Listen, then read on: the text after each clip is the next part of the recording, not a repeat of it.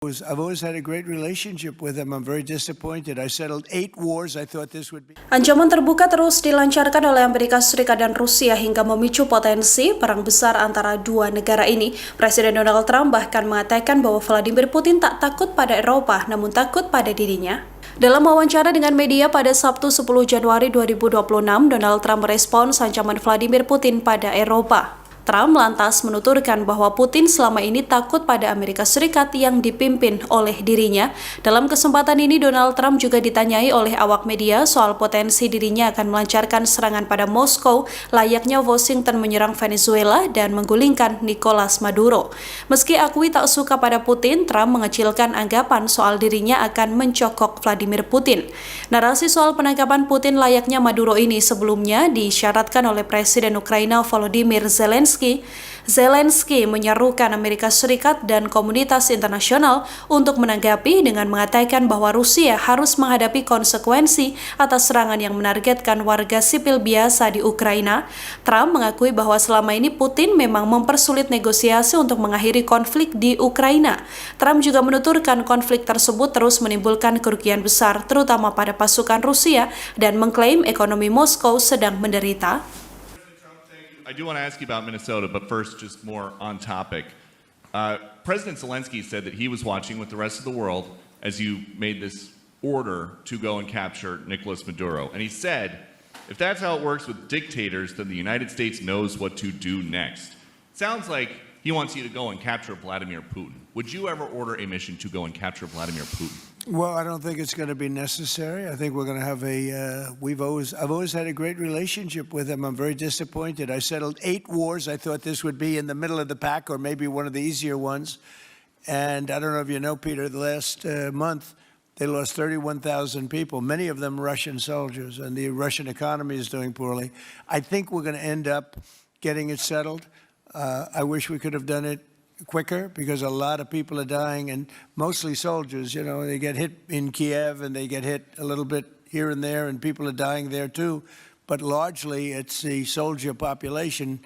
When you have 30,000, 31,000 soldiers dying in a period of a month, 27,000 the month before, 26,000 the month before that, that's bad stuff. So as you know, President Biden gave $350 billion to Ukraine to fight, and we would never get that back, although I did make a rare earth deal to get it back, so we will be getting it back, but shouldn't have done that.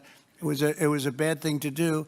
I will say that right now, because I was able to get NATO to up GDP from 2% to 5%, NATO's got a lot of money, and they're paying for everything. We're not losing any money. We're making a lot of money, I guess, if you think of it, because we're selling them military equipment. They're probably giving it to Ukraine, but we're selling them to NATO military equipment.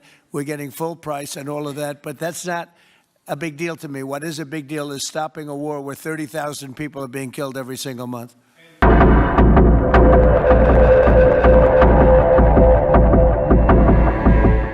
Kapal perang Tiongkok, Rusia, dan Iran sama-sama telah tiba di Afrika Selatan di tengah ketegangan dengan Amerika Serikat. Kapal perang negara Bridge Plus ini bergerak dalam misi keselamatan maritim, operasi gabungan, dan perlindungan jalur pelayaran. Dikutip dari Reuters, China, Rusia, dan Iran memulai misi latihan Angkatan Laut Gabungan selama 1 minggu sejak Sabtu 10 Januari di perairan Afrika Selatan. Meskipun Afrika Selatan secara rutin melakukan latihan Angkatan Laut dengan China dan Rusia, hal ini terjadi di tengah meningkatnya ketegangan antara pemerintahan Presiden Amerika Serikat Donald Trump dan beberapa negara Bridge Plus termasuk China, Iran, Afrika Selatan, dan juga Brazil.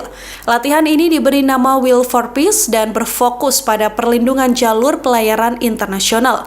Meskipun diklaim bersifat defensif, latihan ini menuai kritik karena melibatkan negara-negara yang tengah berseberangan dengan Barat.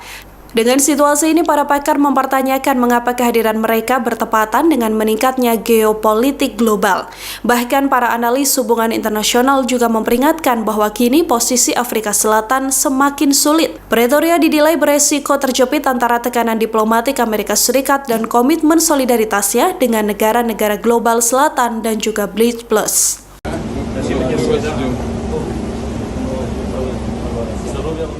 Pemimpin Korea Utara Kim Jong-un mengirimkan surat ke Presiden Rusia Vladimir Putin. Pyongyang menjanjikan dukungan penuh pada Moskow di tengah ketegangan global yang saat ini terjadi dengan Amerika Serikat. Surat yang dikirimkan Kim Jong-un ini bersamaan dengan situasi tegang antara Amerika Serikat dan Rusia seusai pasukan Donald Trump menyita kapal tanker Rusia. Dikutip dari Reuters, dalam suratnya itu Korea Utara menyebut bahwa akan mendukung semua kebijakan dan keputusan Vladimir Putin tanpa syarat apapun. Bahkan Korut juga mengaku bersedia bersama dengan Rusia melakukan serangan jika diperlukan. Seperti diketahui, Amerika Serikat telah menyita kapal tanker minyak berbendera Rusia, Marindera, di Samudra Atlantik Utara. Kapal ini dilacak sejak lepas pantai Venezuela sebagai bagian dari operasi untuk menegakkan sanksi Amerika Serikat terhadap perdagangan minyak ilegal. Amerika Serikat menduga jaringan kapal tanker Rusia ini diduga membawa minyak dari negara-negara yang terkena sanksi seperti Venezuela, Rusia, dan Iran untuk memutar sanksi dan memasok minyak secara ilegal. Rusia mengecam keras tindakan Amerika Serikat, menyebut penyitaan ini sebagai pelanggaran hukum maritim internasional dan bahkan menyamakannya dengan pembajakan. Wakil Kepala Pertama Komite Pertahanan Rusia, Alexei, bahkan menyarankan Moskow untuk meluncurkan nuklir ke Amerika Serikat.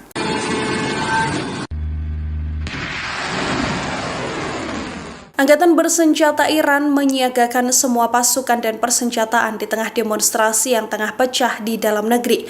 Bukan hanya untuk menghadapi pendemo, Teheran kini dihadapkan potensi adanya invasi besar dari Israel dan Amerika Serikat. Dari laporan Tehran Times, pasukan Ayar-Gizi Laksamana Muda Habibullah Sayari menuturkan semua pasukan keamanan saat ini sedang bersiap.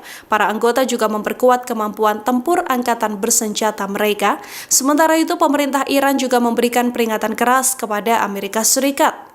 Melalui Ketua Parlemen Muhammad Bakir Kalibaf, Teheran menyatakan bahwa jika Amerika Serikat melakukan serangan militer terhadap Iran, maka Iran akan membalas dengan menargetkan pangkalan Amerika Serikat di kawasan serta wilayah Israel yang disebut sebagai target yang sah. Saat ini Israel sendiri bahkan dilaporkan berada dalam status siaga tinggi karena kemungkinan intervensi Amerika. Meskipun hingga kini belum ada indikasi langsung Israel akan ikut turun tangan. Berkaca dari konflik antara Amerika Serikat dan Iran pada Juni lalu, Teheran dilaporkan kini sudah memperkuat persenjataan mereka. Iran berkemungkinan bisa menggunakan rudal balistik hipersonik Fatah untuk menembus sistem pertahanan musuh. Teheran juga memiliki Horamsar yang merupakan rudal balistik dengan jangkauan ribuan kilometer yang bisa mencapai target jauh di kawasan Timur Tengah. Namun sampai saat ini Teheran tak menjelaskan lebih lanjut bagaimana nantinya serangan yang akan dilakukan jika Amerika Serikat nekat menyerang.